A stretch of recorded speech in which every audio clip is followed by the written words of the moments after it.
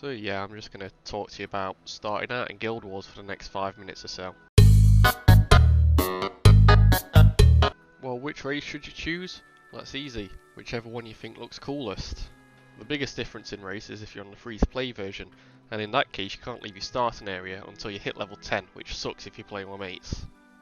Bit of an odd decision by ArenaNet there. I don't know who's going to buy the DLC before level 10, but what do I know? I'm going to go with All Reliable, the human, because I think their starting area is a good place to summarise what you can expect throughout Tyria. Now there's 9 classes in the game. I'm going to go ahead and pick Cerberus Snape over here because I just fancy a bash of a Necromancer for this video. So customise your character as you please. I'm not going to change much, but I'm going to give Cerberus a nice tash here. I should also mention that you can customise your dies now, but you can change those at any time for free. After you're done, you get to these choices. So your first choice is a starting item related to your character. Necromancers get to paint their faces. Nice. I'm not going to lie, this next choice really does not matter what you choose.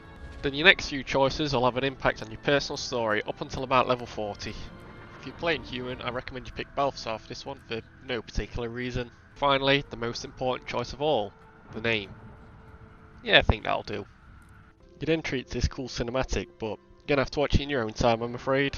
So straight away before we even move, we're going to make some changes. First of all, we're going to press H and go to wardrobe. I'm going to take this face paint off because I'm playing a Necromancer, not a clown. So next we're going to go into our keybind settings, because MMOs have this weird habit of having A and D to turn left and right, rather than strafe. We're going to change that back, and then if you hold your right click down, you can use your mouse to turn like a normal person.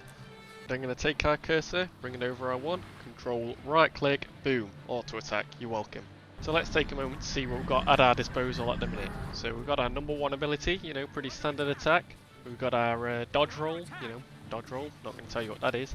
And our number 6 is a heal. 6 will be a heal on every class. So yeah, I think we're all ready. Let's just go kill some centaurs. So if you look in the top right, you can actually see your current objective. I'm a bit of a melon and forgot to talk to Corporal Burn. What the hell is this guy doing? He looks like a melon. So yeah, ArenaNet likes to be a bit goofy with their weapons. I mean, an axe on a Necromancer is a ranged weapon. Who would have guessed?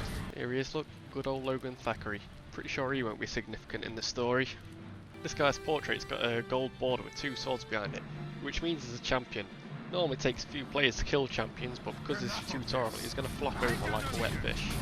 Don't run away from me, you coward. Oh. No. Alright then. See, this is exactly why you have auto attack on. Do you mind? I'm trying to do a guide here. Ugh, right, what's going on? Oh, we beat it, nice! So now through that difficult tutorial, I'll take a moment to talk about these skills here. So at the left of the health bar we've got weapon skills. These are determined by which weapon you're wielding. On the right of the health bar we've got utility skills. These can be chosen out of a pool that is dictated by your class. So now that you're in the overhead world, I recommend you grind by going for area completion. This includes 5 tasks. Waypoints will be dotted around the map. Visit these to unlock them and you'll be able to teleport them at any time for a small cost. Much better than flying in real time, trust me. Don't mind the sky scale by the way, I am just flexing on you noobs. Vistas are another thing to visit, and they offer a view of the landscape. The catch is, they're normally quite high up. Points of interest are points you have to visit because apparently they're interesting. Skill points are small challenges that let you access more abilities. These range from small puzzles to fighting tougher enemies. Renowned Hearts are one of the kind of quests you can do in Guild Wars 2. If you look in the top right, I've got a list of things I could be doing and a bar to fill up. Do those tasks to fill the bar. Simple. Alright, you win this round, Floating Bandit. So while you're exploring you'll come across dynamic events, which are the other kind of quests you can do in Guild Wars. These are indicated on the map and in the top right. They're definitely worth doing because they're a big XP boost. The biggest challenge of map completion is finding that last damn point of interest, but there is a solution to that. Search for the zone you're finishing on the wiki, scroll straight down to the bottom for an interactive map that you can cross-reference with yours. You're welcome. So why do we complete the maps? Well that's easy. You get a good reward at the end, and if you're lucky you'll get a black lion chest that will inevitably disappoint you later.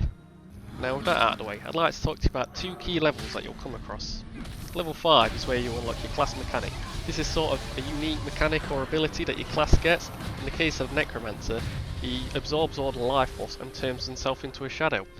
Really edgy. Level 10 is much more exciting though.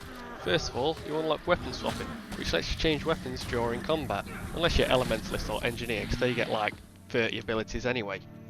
And you also unlock the next chapter of your story, which is great for achievements and following the story obviously, but it's not so great for leveling and getting money. But most exciting of all, you free-to-play players will finally get to play with your mates, and I'll show you the easiest way to get to them now. So from the starting zones, you have access to your racer's capital city, so normally around the place where you first spawned in the map. Anyway, if you head into there and open up your map, you'll find these purple icons which represent the Azora gates. You want to search for one that takes you to Lion's Arch. Here's the one in Divinity's Reach. And guess where it's going to take you? Surprise, surprise, it's Lion's Arch.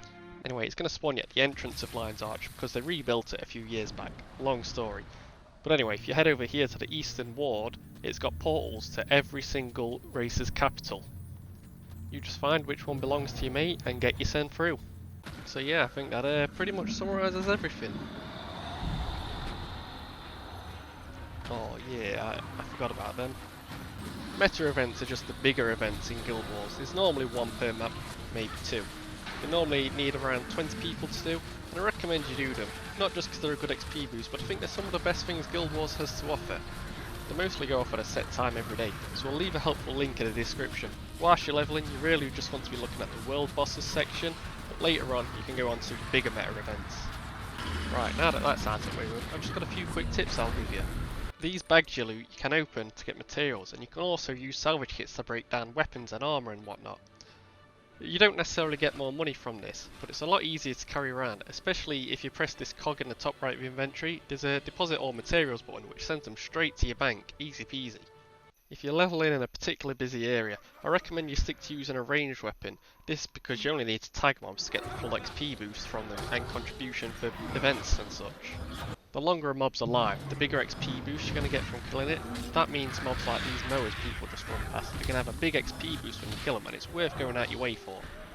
So yeah, that's pretty much all you need to know, and just doing this will take you all the way to level 80, and eventually you can join the elites, like these players have found. Thanks for watching, I guess.